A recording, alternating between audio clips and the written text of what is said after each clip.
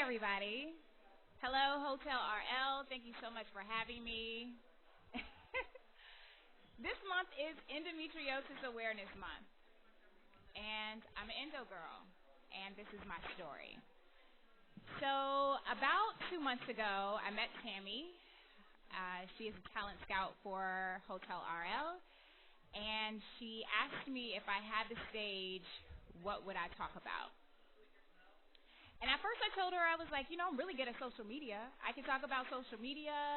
I could talk about blogging. I could talk about being a teacher. I could talk about computer science.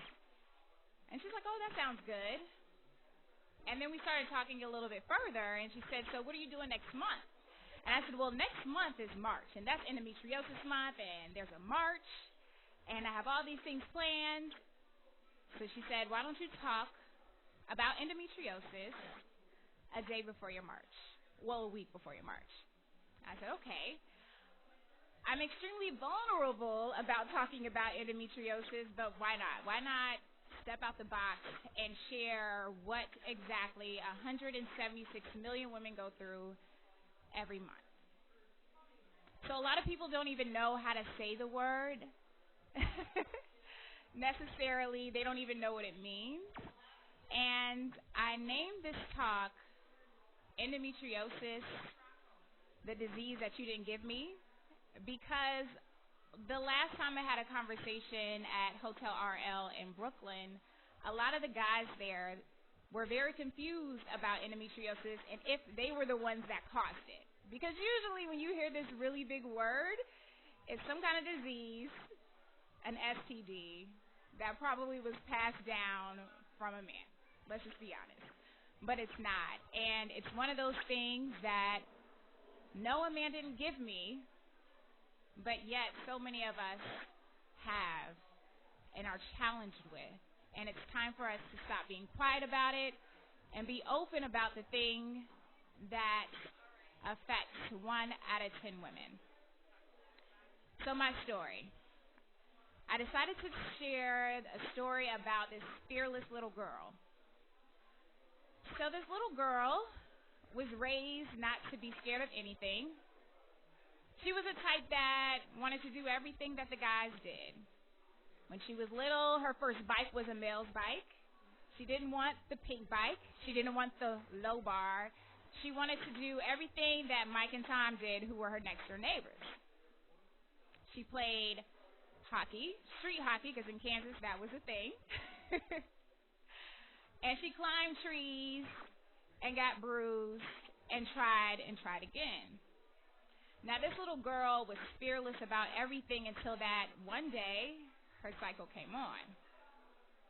Now, when her cycle came on, she felt like, okay, well, this is something we all deal with. Honestly, I felt like it was a day of Seventh Heaven. You guys know the episode of Seventh Heaven when the mom consoles the young girl whose cycle comes on, and she said, guess what, baby, you became a woman today. And that's what this little girl thought it would be like. But unfortunately, that day, when her cycle came on, she was slumped over, throwing up, in a lot of pain, bleeding through a lot of things, and trying to figure out why it wasn't like it was on television. Now, all of a sudden, this little girl was faced with an issue that she had to overcome beyond her fears.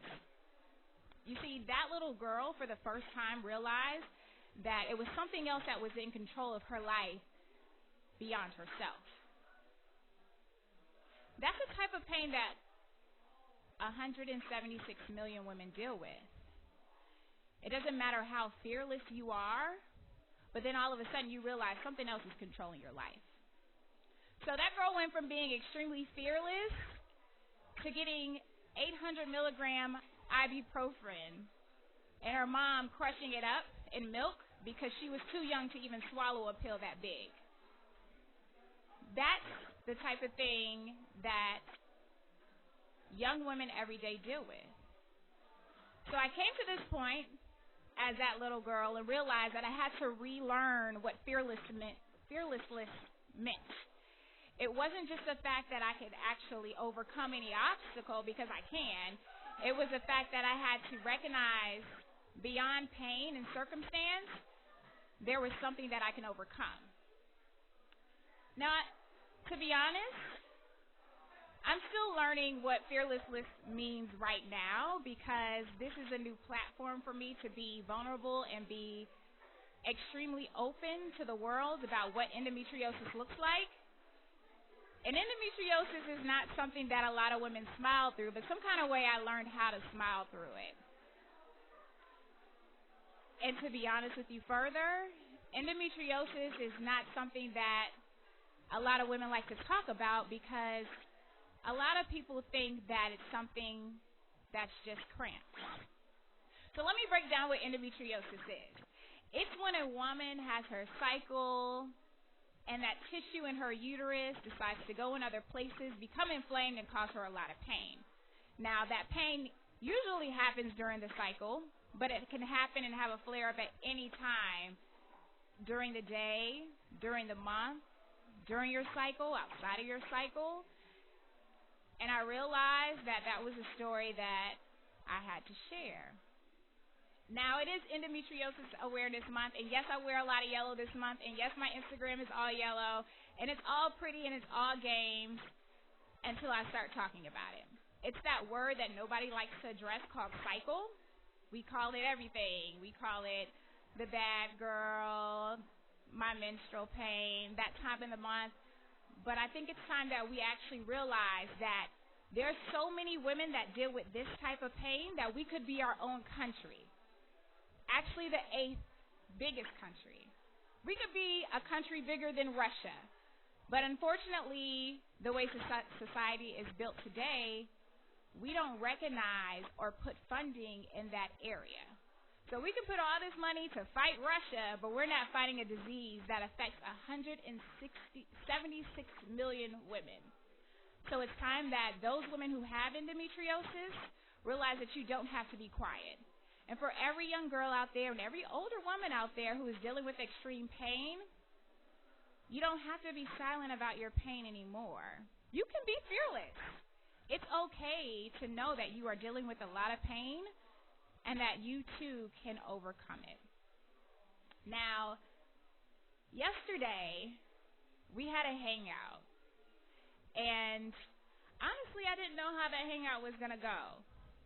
I went on a limb, and I reached out to 2 of my Endo sisters and asked them to join with me and doing this conversation online with any girl out there who knew she had endometriosis just to come and chat. Let's just talk. So we had this talk, and to be honest with you, last night I didn't go to sleep till around 4 o'clock because after that talk, my email was blowing up, my Facebook messages were going off, and my DMs in my Instagram were out of control.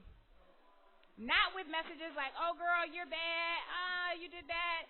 No, it's, hey, I, too, have this type of pain, and I don't know what to do. Can you tell me where to go? I never had endometriosis. I didn't know I had endometriosis. Do I have endometriosis? Those were the type of conversations that I was having at 3 o'clock in the morning. And it goes to show that even if nobody is listening to you, it's so many women that need a voice. And if you need a voice, step out there and let somebody know what you're going through. So, why are we doing this today? I'm doing this today because I know that this is the beginning of a new chapter in my life, and it begins with me being honest about my pain. And with that goes to say that my pain has a voice, and my voice is being heard. So I thank everybody for listening to my voice. I thank everyone for recognizing my voice. And if you are a woman who is dealing with extreme pain, please know that it's not going in vain. It's not something invisible. It's not fake. And you deserve to be heard. And until your doctor hears you, keep relaying the message. And if that doctor doesn't hear you, talk to another. It took me 10 doctors to actually be diagnosed with endometriosis. And if it takes you that many tries, continue to try. Again, my name is Kyla. Thank you for your time, and I'll see you soon.